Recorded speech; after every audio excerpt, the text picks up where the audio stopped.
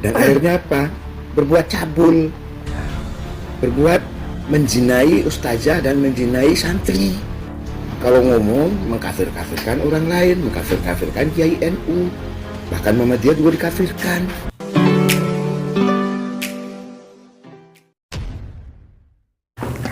Assalamualaikum warahmatullahi wabarakatuh. Kembali berjumpa dengan saya di channel Gagasan Progresif 79, sahabat sebangsa dan setanah air di mana saja Anda berada. Ada ulasan dari seorang kakek tua yang ini betul-betul cukup menggelitik bagi kita, di mana kakek tua ini menyentil perilaku orang-orang yang selama ini selalu berlindung di balik simbol-simbol agama. Apa yang disampaikan kakek tua ini adalah sebuah fenomena umum yang terjadi pada kasus-kasus tertentu, di mana ada orang yang ini oknum yang kemudian selalu menggunakan nama-nama sebagai seorang tokoh agama, semisal ustadz, kiai, dai dan sebagainya. Tetapi kemudian orang itu, oknum itu kemudian terjerat dengan sejumlah tindakan-tindakan tak senonoh seperti mencabuli santrinya sendiri, dan ini adalah sebuah fenomena yang betul-betul menjadi miris bagi kita semua.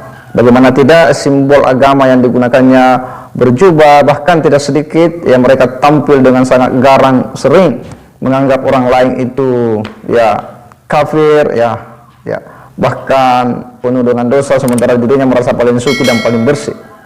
Dan inilah yang kemudian disentil oleh kakek tua ini dengan memberikan sebuah pesan-pesan yang cukup menohok, sebuah pesan terhadap mereka-mereka yang selalu berkuar-kuar merasa paling bersih, merasa paling suci, sering membawa-bawa nama Nabi, tetapi perilakunya tidaklah mencontohi apa yang diteladankan oleh Nabi. Kita akan coba simak dulu seperti apa ulasan daripada kakek tua ini. Baju jubah kayak Arab, kayak Yaman, itu mungkin meniru Nabi, oke lah, bagus lah. Tapi yang lebih mulia itu kan mengikuti akhlaknya Kanjeng Nabi, yaitu sidik, amanah, tabligh, fatunah, cerdas, jujur, dapat dipercaya, dan menyampaikan kebenaran.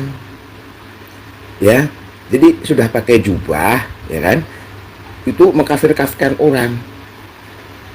Saya yang di Kediri itu, dan akhirnya apa? Berbuat cabul, berbuat menjinai ustazah dan menjinai santri. Kalau ngomong mengkafir-kafirkan orang lain, mengkafir-kafirkan Kiai NU, bahkan Muhammadiyah juga dikafirkan. Nah, kalau seperti Habib Lutfi, nah itu keren, santun, seperti Nabi. Jadi yang ditiru akhlak mulianya, yang diamalkan akhlak mulianya oleh Habib Lutfi. Nah yang ini teriak-teriak kafir, teriak-teriak murtad, nggak taunya santrinya diembat, ustazahnya diembat. Jadi yang ditiru itu akhlak Kanjeng Nabi, bukan takbir terus menghina orang lain, takbir terus ngatain orang, takbir ngaku-ngaku majikan. Ya itu kan menurut gua bukan akhlaknya Kanjeng Nabi. Yang lebih mulia itu yang niru Kanjeng Nabi akhlaknya, kayak Habib Lutfi gitu loh. Bukan teriak kupar kafir, malah menzinai santrinya, takbir gitu. Gimana? Ya saya bukan ahli agama, tapi agama saya sepertinya sedang direndahkan. Aku nggak terima. Boleh-boleh saja dong aku ngomong, membenarkan, meluruskan yang menurut saya tidak benar.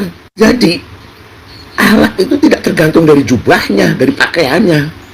Sesama muslim aku ngasih nasihat. Yang penting itu akhlaknya, bukan bajunya. Tidak takbir, tapi bersedekah, menyampaikan anak yatim. Itu keren. Takbir buat main-main, buat maki-maki orang. Ya, apa yang disampaikan oleh kakek tua ini betul-betul sebuah nasihat yang menurut kita ini sangat kontes dengan situasi hari ini, di mana banyak orang ini adalah oknum-oknum yang selalu penampilan lahirianya itu sebagai seorang tokoh agama dengan berpakaian jubah, peci dan sebagainya.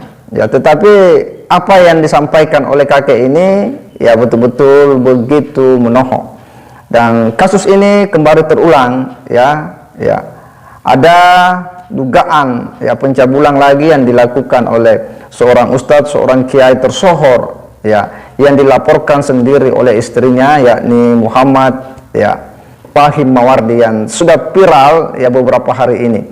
Dan penyampaian kakek ini betul-betul sekali lagi sebuah sindiran menohok Dan kejadian yang menimpa Muhammad Fahim Mawardi yang dilaporkan sendiri oleh istrinya ini betul-betul menjadi miris. Bagaimana beliau diduga melakukan pencabulan terhadap santrinya, dan bahkan sejumlah ustazanya atau guru-guru bantu di pondok pesantren. Tentu hal yang sangat miris bagi kita. Bahkan Fahim Mawardi dengan sejumlah klarifikasinya itu justru membuat kita semakin geleng-geleng kepala, karena justru semakin memunculkan dia punya perilaku yang selama ini itu dianggap perilaku buruk karena ternyata istrinya berbicara secara buka-bukaan di media, di TV terkait dengan kelakuan sang suami. Padahal sebelumnya Fahim Mawardi membuat video klarifikasi yang cukup panjang dan menyampaikan bahwa mantan istrinya itu memiliki kelakuan-kelakuan yang tidak baik, sehingga dia katanya tidak direstui lagi untuk islah Padahal menurut pengakuan istri justru sebaliknya. Istri ini yang sudah memendam diri bersabar kurang lebih 10 tahun hingga pada akhirnya sudah tak bisa lagi menahan kesabaran itu. Dan sebagaimana kita tahu bahwa Fahim Mawardi pada akhirnya pun itu menjalani pemeriksaan di Polres Jember, walaupun sebelumnya diberitakan bahwa dia meminta untuk ditunda atau alias semangkirlah. Kita tidak tahu apa alasannya dia tidak hadir pada saat pemanggilan polisi dan hanya diberitakan bahwa minta ditunda pemeriksaannya. Media pun memberitakan bahwa ada permintaan penundaan daripada Muhammad Fahim Mawardi.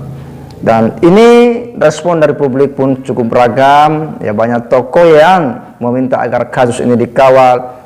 Bagaimanapun juga ini harus diproses secara hukum, dan jika terbukti memang harus diberikan hukuman yang setimpal, karena ini telah mencoreng membawa nama baik santri, nama baik kiai, nama baik ulama, nama baik pesantren. Nah, kita menunggu seperti apa proses berikutnya, dengan harapan bahwa ini betul-betul diproses dengan transparan, terbuka dan polisi tentu diharapkan betul-betul profesional untuk kemudian melakukan tahapan-tahapan pemeriksaan.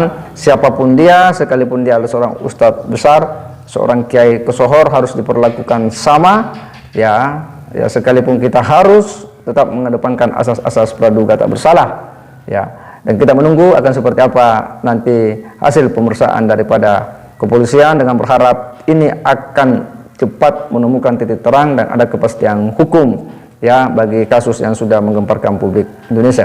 Saya kira demikian. Wassalamualaikum warahmatullahi wabarakatuh.